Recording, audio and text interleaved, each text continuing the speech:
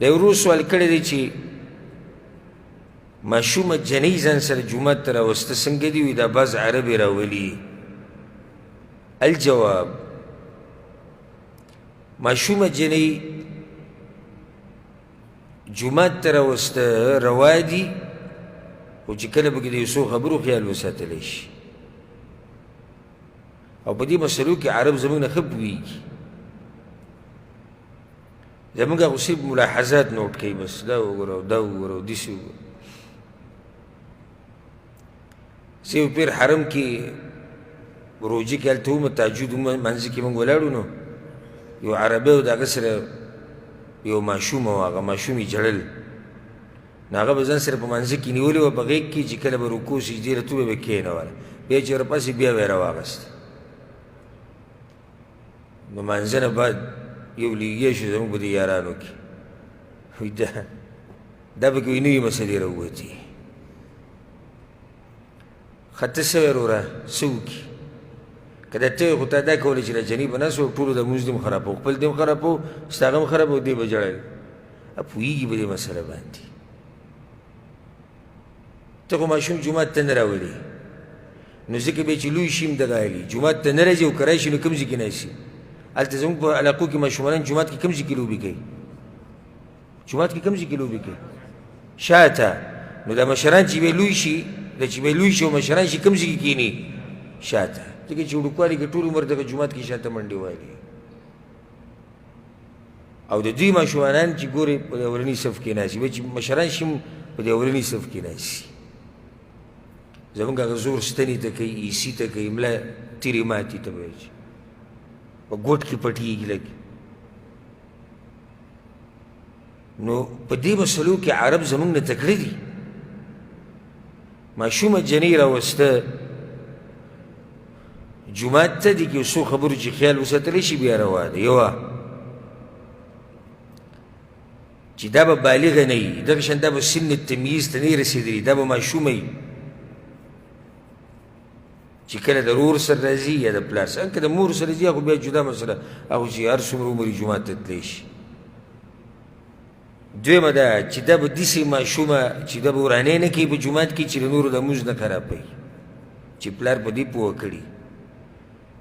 دریم دا چې د جومات د پاکوالي حفاظت به کېږي، داسې نه چې د ماشومه د جومات ګنده کړي. څلورمه ده دې ته به داسې لباس اچولی کېږي چې هغه به دروند لباس وي. یو سړی دا وایي چې اوس ماشومه ده نو ماشومې ته دغه څه ضرورت دی دروند لباس او نه. دا ماشوم چې په څه وخت تېر کوم په دقې به ځوانېږي، او په څه چې ځوان شو په دقې به بوډا کېږي، او په څه چې بوډا شو په دقه به مري. نو بعض وایي دا له ماشومه ده. موږ لیدلي 8 کالو جنۍ به 9 کالو جنۍ به 10 کالو جنۍ به هغې ته به د لنډ لنډ کمیسونه او لوپټه په سر نه وي، او سامان له هغه وزي راوځي، او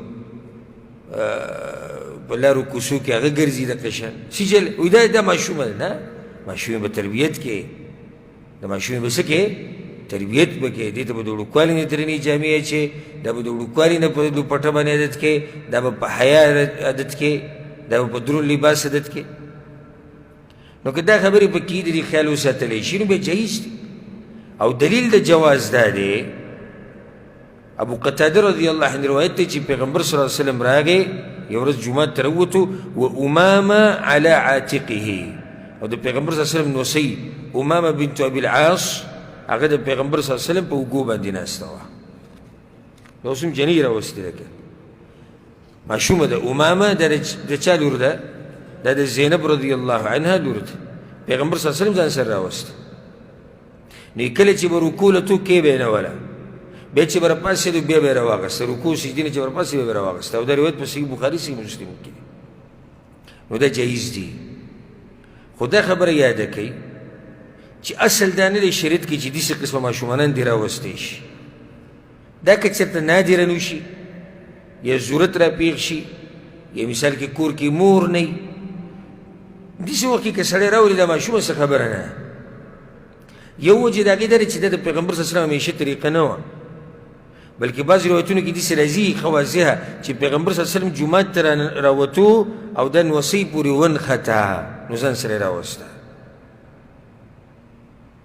داسې نه چې پیغمبر صلی الله علیه وسلم په مخه دا نوسۍ راوسته دویمه خبره دا ده دا ماشومه چې په کور کې پاتې شي دی تربیت کېږي چې ګوره ستا غوره مونځ په کوم ځای کې دی هغه په کور کې دی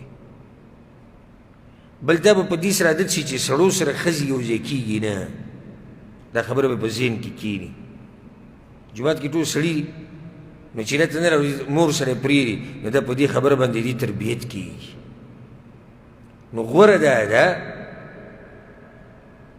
چې دا ماشومانانې جنکۍ جومات ته رانولي او که کله ناکله سړی راولي یا د ضرورت د لاسه یې راولي نو هېڅ حرج پکې نشتي خو چې د هغه خبرو خیال وساتلی شي کومې چې موږ ذکر کړي والله اعلم